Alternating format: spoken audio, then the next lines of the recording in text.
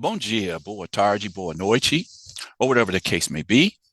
My name is Marcus, and I am the host of the Black Brazil Today YouTube channel, as well as the blackbraziltoday.com blog, where I analyze Brazil from the perspective of race. So, the title of today's video is Black Sisters in Law. A group of Black Brazilian women lawyers meet in Angola to promote social and economic stability or mobility of legal professionals. So let me get directly into this today. Let me just talk a little bit about why I wanted to do this video today. Um, First of all, the news of the ascension of Afro-Brazilians in prestigious careers such as medicine and law, a few decades ago, you probably would not have had a story like this because, quite frankly, there were just not enough Black women lawyers. I mean, just Black Brazilians in general who are in the law field. Definitely would not have been enough to form networks of Black Brazilian women in this field. Uh, Number one, they were just being in the legal field. They were just, obviously people were just trying to survive in this market. Then you don't.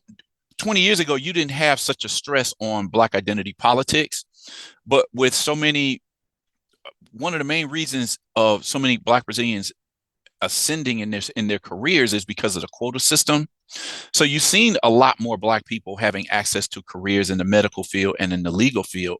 And with the rise of these numbers and the experiences that they have as Black women and Black Brazilians in general in the legal field, the challenges that they face, they started reaching out to other people across the country to say, okay, you're a lawyer, I'm a lawyer. Let's build this network so we can have this, this network of support. Because regardless of how Brazil likes to mask this question or deny this question, not only are there not a lot of Black lawyers just in general and Black female lawyers more specifically, also there's this idea that they don't belong in these areas. Brazil will often say, well, if you weren't poor and if you had an education and you were successful, you wouldn't experience this racism, the same racism that Brazil says doesn't exist. But then people invest in themselves, go to universities, get these degrees, and then they still face this type of discrimination. It's like, some social scientists have argued that as long as Black Brazilians stay in the favela slums, as long as they stay in poor neighborhoods, as long as they stay in positions that they expect Black Brazilians to have, they won't really face strong racism. All right.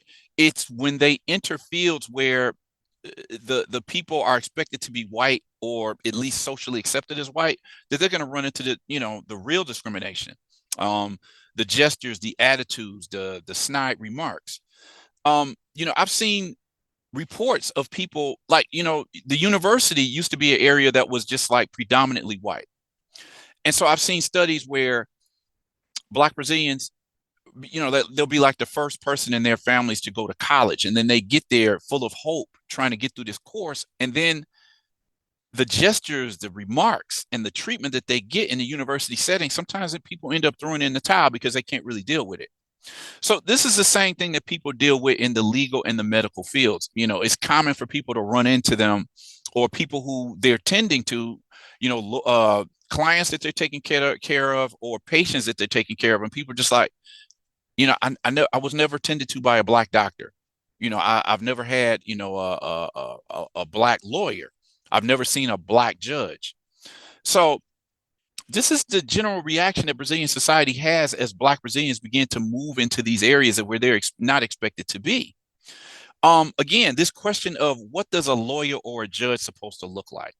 It's like, they have this thing in Brazil where you say, você não tem cara de whatever. It's like you don't have the face of a lawyer. You don't have the face of a doctor. They're basically saying, you don't look like a doctor or a lawyer because they're not expected to see Black faces in these positions. They're generally associated with whiter Brazilians. There's been cases, and I'm going to talk about this a little bit, when I make reference to the links. The rejection. I don't want a Black lawyer. My client doesn't want a Black judge, or I don't want to be served by a Black doctor. These are things that I've in my over 2 decades of following the situation of race in Brazil, I've come across numerous stories like this. Then you have the difficulty of finding success in the legal field. That's something else that I'm going to talk about with some of the links that I've talked a lot about this in more than 3,400 articles on the Black Brazil Today blog. I'm just going to highlight a couple just to give this article some context, to give this video some context. So let's keep it moving. Angola hosts the first Black Sisters in Law International meeting held by a global network of Black lawyers. What I also liked about this group was the name. First of all, they're using the title of their group, Black Sisters in Law. It's in English. Because, in Portuguese, you would have, if you were talking about Black women lawyers, it would be advogadas negras, right? They chose Black Sisters in Law. And it's like, the meaning is kind of funny to me because if you think about that in English, a Black sister-in-law, that kind of says, for example, a woman is married to a guy who has a sister. So those two women become sisters-in-law. But they're using it in the way that, okay, we're all Black women. So they're using kind of like how African-American women define themselves as sisters. So they're using Black sisters and they all work in the legal field, in law. So they come up with this catchy, title of their group, Black Sisters in Law. So anyway, Angola hosts the first Black Sisters in Law International meeting held by a global network of Black lawyers.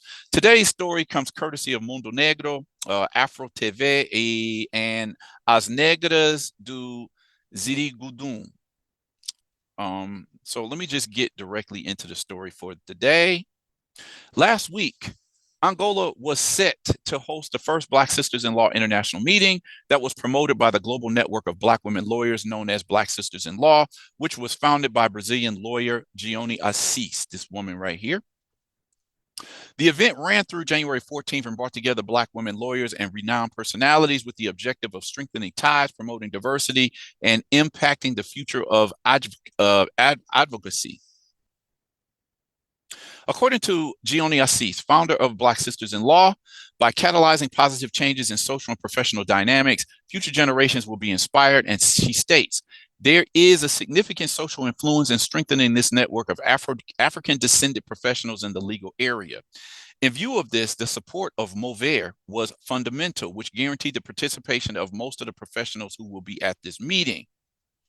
With the support of Mover, which is the movement for racial equality or racial equity, the legal and cultural exchange received specialists such as Dr. Ana Celeste, this lady here.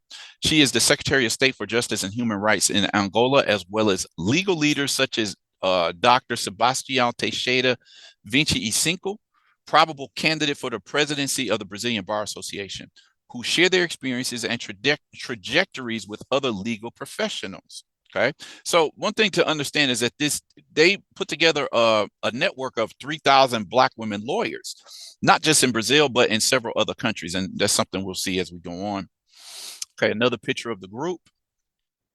Now, this is the group of Black Brazilian women lawyers who traveled over to Angola for this event. Ana Paula Lima, responsible for the legal and financial areas of Mover, who highlights the potential impact on the existing disparity. Due to structural racism, professionals like us are not yet in evidence, influencing with their capacities and experiences. What we will get here through exchanges and connections has a lot of value to change the statistics, she says. The choice of Angola as the venue for the meeting was not random, but strategic. Gione Assis, who's the founder of Black Sisters in Law again, explained the reasons why the organization chose the African nation for the first meeting. Angola makes perfect sense because Brazil, from the beginning, is a great partner of Angola. It was even the first country to recognize Angola's independence, and since then, it has been dealing with great partnerships with the country. We also have many lawyers here in Angola who are part of Black Sisters in Law, and that was our opportunity to connect with them personally. Also have to point out, again, during the slavery and colonization era, Brazil did not have as many African countries as, say, Britain or France. I think Brazil, or rather the Portuguese, I would say, the Portuguese did not have as many African countries under its control as, say, the British or the French. The Portuguese controlled like Angola, Mozambique, the Cape Verdean Islands. I think it was Guinea-Bissau. So these countries today speak Portuguese. So a large percentage of the enslaved Africans who were brought to Brazil actually came out of Angola. So there's this long history between Brazil and Angola. Okay.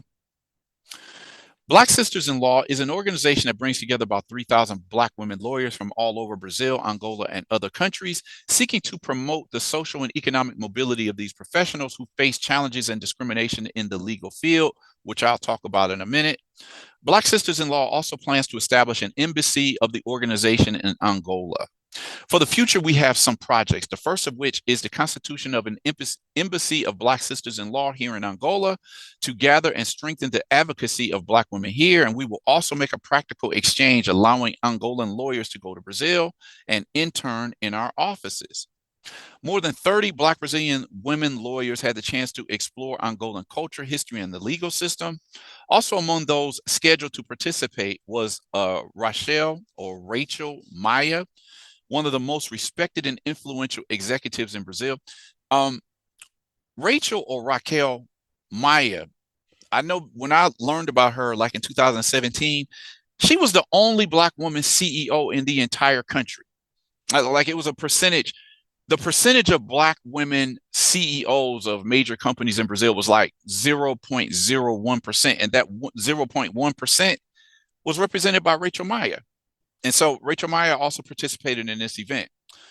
Only 6% of Brazilian lawyers are Black women. According to data from the Brazilian Bar Association, of the more than 1.3 million Brazilian lawyers, only 6.02% are Black women. In this sense, the meeting is not limited to sharing experiences, but also seeks to strengthen the global influence of Black women lawyers.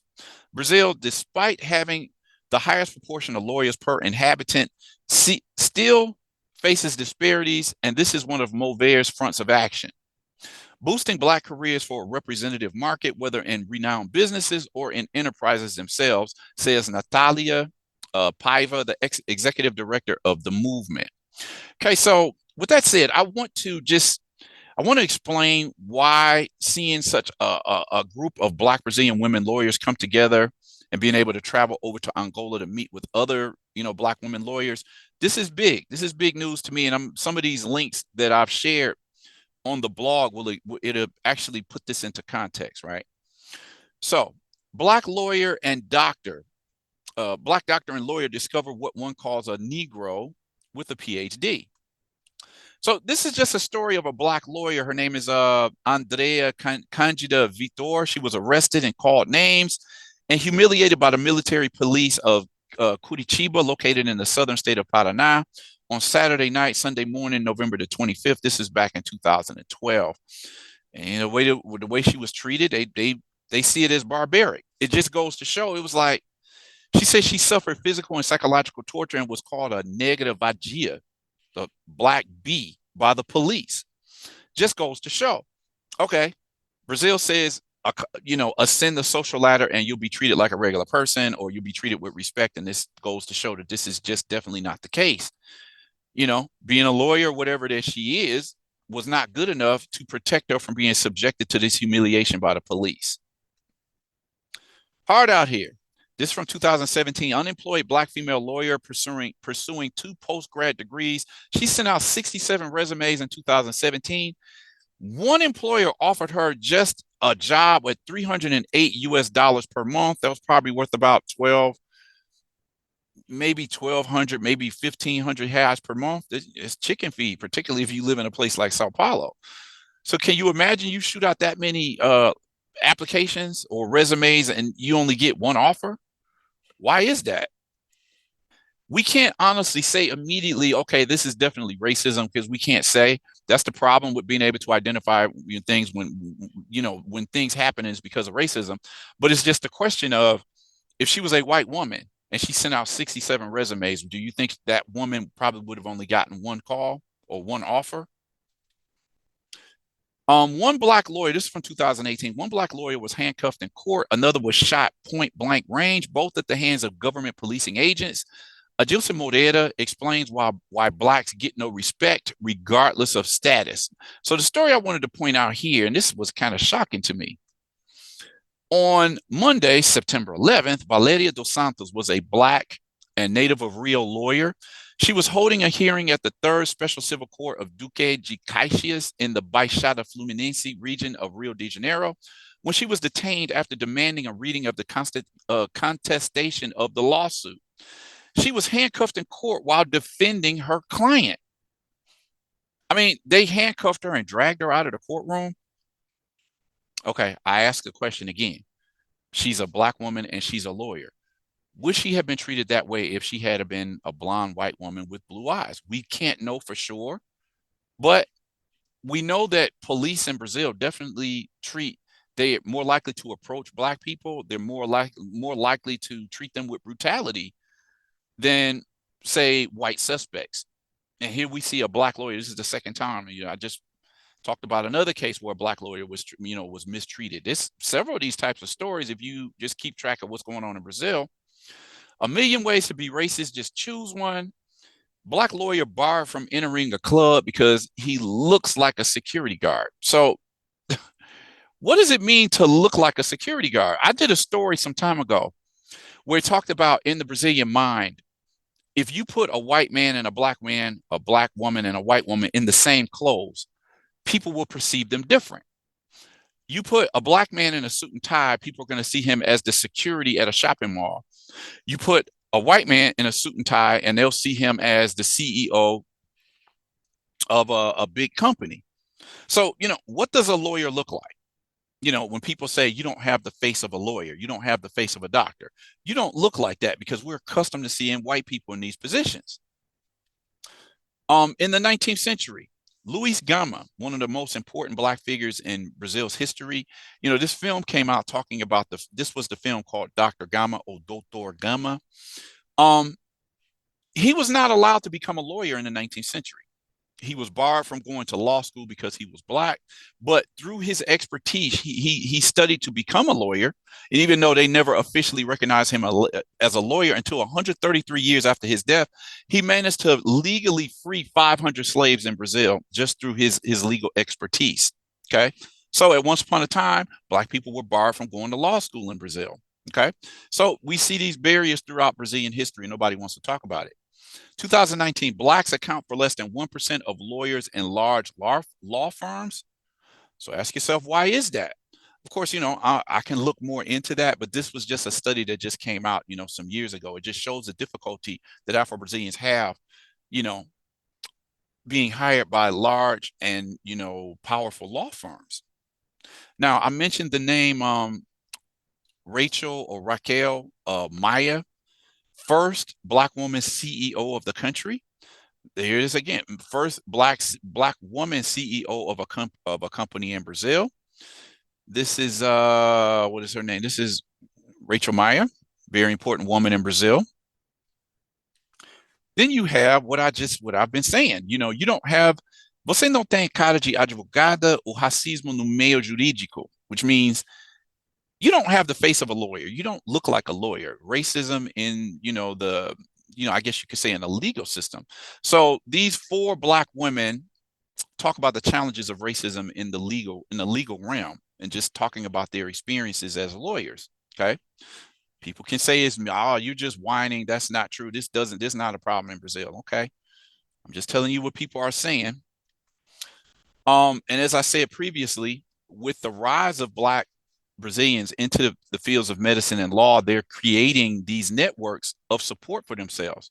Once a rarity to see a black doctor, these professionals are making history in their fields. This is from 2021. Negrex collective, the first collective of black doctors in Brazil. So this is what I'm saying. And this is another story from 2018. Fred Nicasio, he went on to become a personality on the Big Brother Brazil reality series. He shared a photo. This is when I first became aware of him. He shared a photo with a patient, a older black woman who says, she wanted to take a picture with him because she had never been tended to by a black doctor. Okay. What else do we have here? A lawyer asked that his client be tried by a white judge and not by me. Milene Pereira Ramos is one of only 3 black judges of 508 in regional labor court. So this is, again, being black and female is very difficult in Brazil, says Ivani Caetano, first black female judge of Rio de Janeiro. So we got these kind of stories all over the place. See if I can find. In Rio, black doctor is a victim of racism. Patient with hypertension didn't want to be treated by a Criollo, which some people say that's comparative to the N-word of the United States. So this he's a doctor. patient didn't want to be served by a man because he was Black. It's not an isolated incident. It's something that has happened more times than Brazil would like to acknowledge. Let me see here. I want to stop being the exception. 7 Afro-Brazilians share how they overcame poverty, racial prejudice, and sexism to become leaders in their fields. So this isn't something that I'm just inventing. This is the reason why I felt like this story was important, because the idea of being able, there's enough Black women doctors in Brazil to come to form a collective, to me, that's pretty big news. It's saying, look, we're moving into these positions now, and Brazil is going to have to accept that. This is something that I said in a couple of previous videos, that Brazilians don't know how to deal with Black people who are not either poor, have a lack of education, and they just don't have an important status in society. And now with Black people moving more and more into these areas, Brazil is going to have to deal with this. So anyway, I'm going to end the video here. I'm curious to know what you thought about it. Drop a comment in the comment section. Definitely like this video, share this video, subscribe to the channel. Click on the notification bell so you can just keep up with the videos as I as I pump them out. Consider dropping a couple of dollars in the Cash App, or maybe dropping a super thanks. Every little dollar is always appreciated. And with that said, I'm going to end the video here and request that you all come back and check out the next video that I post.